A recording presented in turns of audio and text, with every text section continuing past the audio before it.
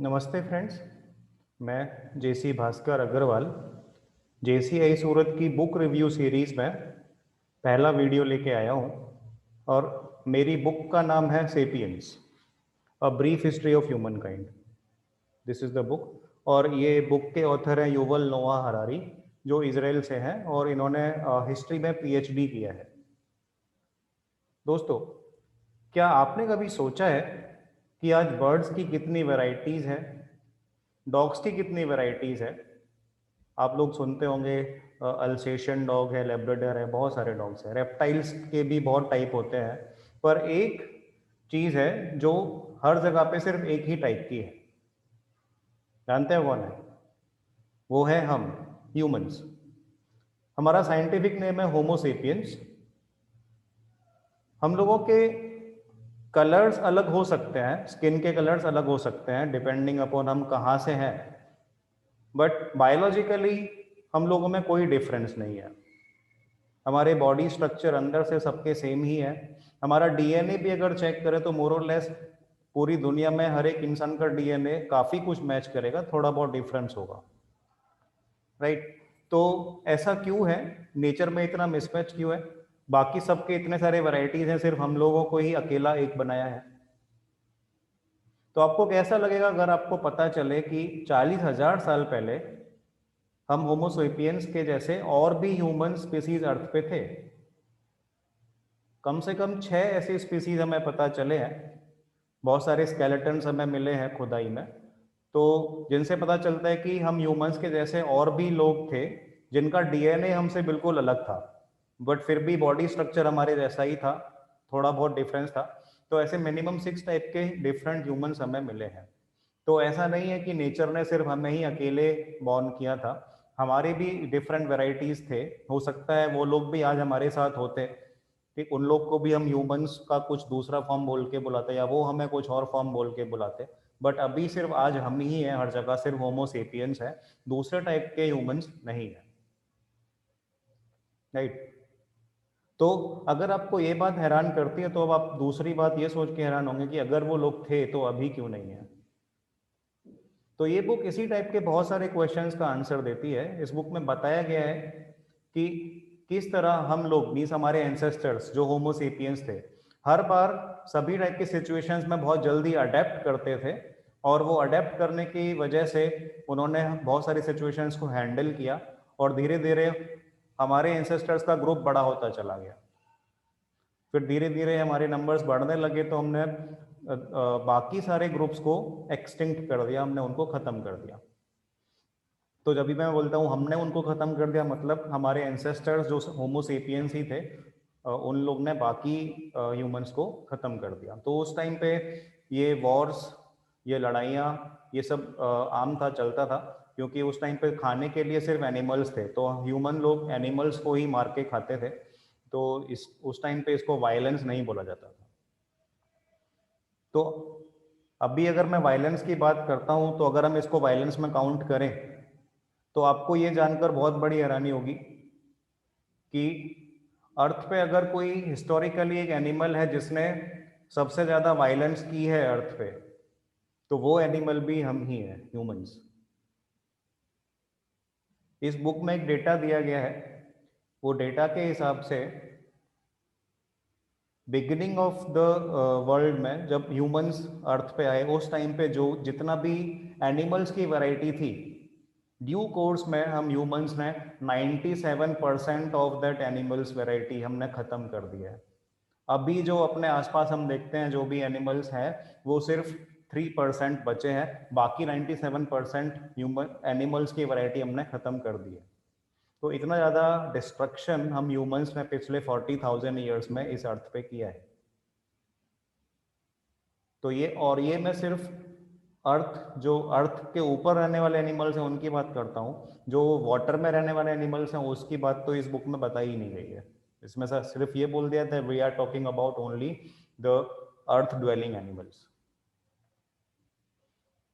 तो ये बुक में प्राइमरीली हमें ये बताया गया है कि हम लोग ने किस तरीके से इवॉल्व किया, हम लोग किस तरह बाकी सिचुएशंस में अपने आप को अडेप्ट करते गए और बढ़ते चले गए।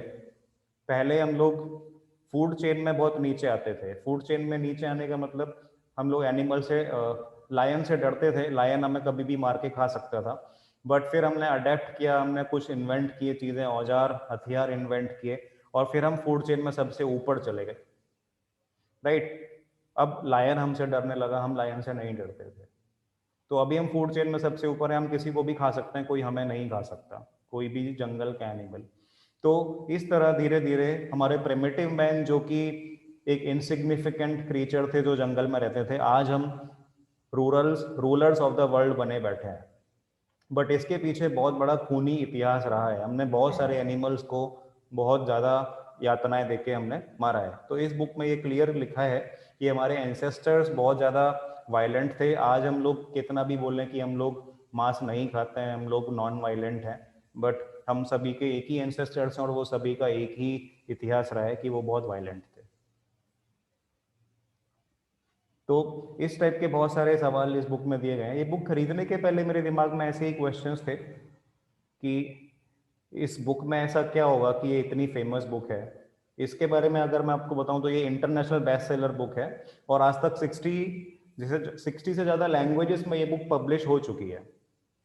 तो मैंने भी इस बुक के बारे में पढ़ा कि इतनी फेमस बुक एक पब्लिश हुई है, तो मैंने सोचा कि ये बुक पढ़नी चाहिए, इसमें पता करना चाहिए कि ये बुक इतना फेमस क्यों हुआ। तो मैंने ये बुक ऑर्डर कर दिया अमेजोन पे, and when I read it's forward, book तो मैंने शुरू ही नहीं की, जब भी मैंने इसका फॉरवर्ड पढ़ा तो ही मैं समझ गया कि ये बुक पढ़ने में मुझे बहुत मज़ा आने वाला है। ये बुक ऐसी है कि आप इसको एक कहानी के जैसे नहीं पढ़ सकते जल्दी जल्दी। इस बुक की हर एक लाइन पे आपको रुककर सोचना पड़ेगा, हर एक लाइन इस आपको रुककर सोचने को मजबूर करती है कि इस लाइन का क्या मीनिंग है। हर एक लाइन में ऑथर ने बहुत डीप मीनिंग दिया हुआ है, राइट। कहीं आप हैरान हो जाते हैं, कहीं आप अप्रिशिएट करते हैं कि किस तरह ऑथर ने इतने सिंपल एवोल्यूशनरी चेंजेस को आज के हमारे लाइफस्टाइल से जोड़ दिया है।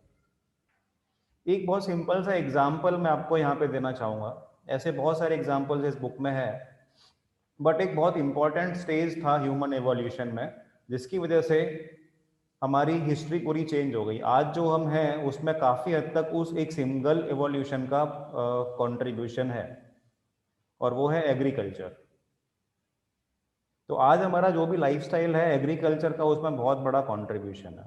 प्रिमिटिव मैन एग्रीकल्चर के पहले एक हंटर गैदरर की लाइफ जीता था। वो लोगों का कोई घर नहीं था, वो घूमते थे जंगल में, जहाँ पे उनको पानी मिला वहाँ थोड़े दिन रहे, आसपास के जानवरों को मार के उन्होंने खाया और फिर आगे चल पड़े। इस तरीके से उनका 20, 25, 50 लोगों का एक ग्रुप होता था, वो सरवाइव करता था। अब क्योंकि जंगल में रहते थे तो लाइफ रिस्क भी बहुत था, तो ग्रुप कभी भी वो बड़ा नहीं रखते थे। जो भी वीकेस्ट मेंबर्स होते थे उनको भी वो पीछे छोड़ देते थे, कोई अटैचमेंट भी ज़्यादा नहीं होता था। फिर धीरे धीरे एग्रीकल्चर उनको समझ में आने लगा, तो उससे उनकी फूड की जो दिक्कतें थी वो थोड़ी कम हुई। तो इसकी वजह से उनका जो ग्रुप का ओवरऑल हेल्थ था वो इम्प्रूव हुआ, जिसकी वजह से they could produce more kids, जिससे population of the group increase होने लगा। अब पॉपुलेशन बढ़ने लगा तो अब उनके लिए ज़्यादा फूड चाहिए, तो ज़्यादा एग्रीकल्चर होने लगा। ज़्यादा एग्रीकल्चर हुआ तो और पॉपुलेशन बढ़ा, तो इस तरीके से दोनों एक दूसरे को सपोर्ट करते गए। तो थाउजेंड्स ऑफ ईयर्स के बाद ऐसा सिचुएशन आ गया कि अभी पॉपुलेशन इतनी हो चुकी है कि अभी आपको एग्रीकल्चर करना ही पड़ेगा। Now you can not go back to that lifestyle कि जो आप पहले थे हंटर गैदरर, अब आप उतने बड़े ग्रुप में आप घूम ही नहीं सकते। अब आप पहले वाली लाइफस्टाइल पे जा ही नहीं सकते।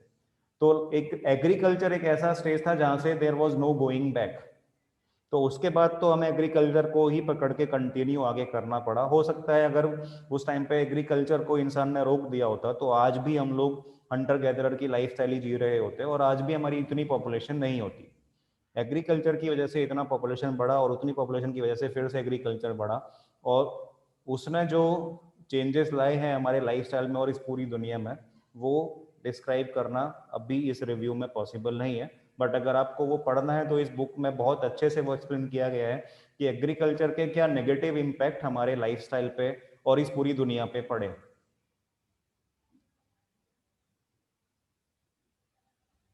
तो अगर आपके दिमाग में ऐसे सवाल आते हैं मेरा रिव्यू सुनने के बाद, या पहले भी आते रहे हैं, कि ऐसा तो क्या हुआ होगा कि इंसान को पहली बार काउंटिंग यूज करनी पड़ी।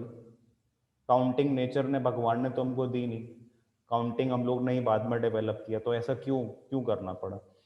ह्यूमंस को लैंग्वेज क्यों बनानी पड़ी, जबकि बाकी कोई एनिमल को लैंग्वेज की ज़रूरत नहीं पड़ती है, हम लोग को ही लैंग्वेज की ज़रूरत क्यों पड़ी? तो ये सारे टाइप के क्वेश्चंस आपको ये इसके आंसर्स आपको इस बुक में मिलेंगे, राइट। एक और बहुत ही इम्पोर्टेंट जवाब आपको इस बुक में मिलेगा, जो मैं भी बहुत सोचता था। एक ह्यूमन बेबी जब बॉर्न होता है तो बहुत ही वीक होता है, उसको अपने पैरों पर चलने में 1 साल के करीब टाइम लगता है, right. But on the other hand आप देखें कि एक काओ का बेबी है, वो बॉर्न होता है तो कुछ ही आवर्स में दौड़ने लगता है, और शायद बॉर्न होते ही खड़ा तो वो तुरंत ही हो जाता है।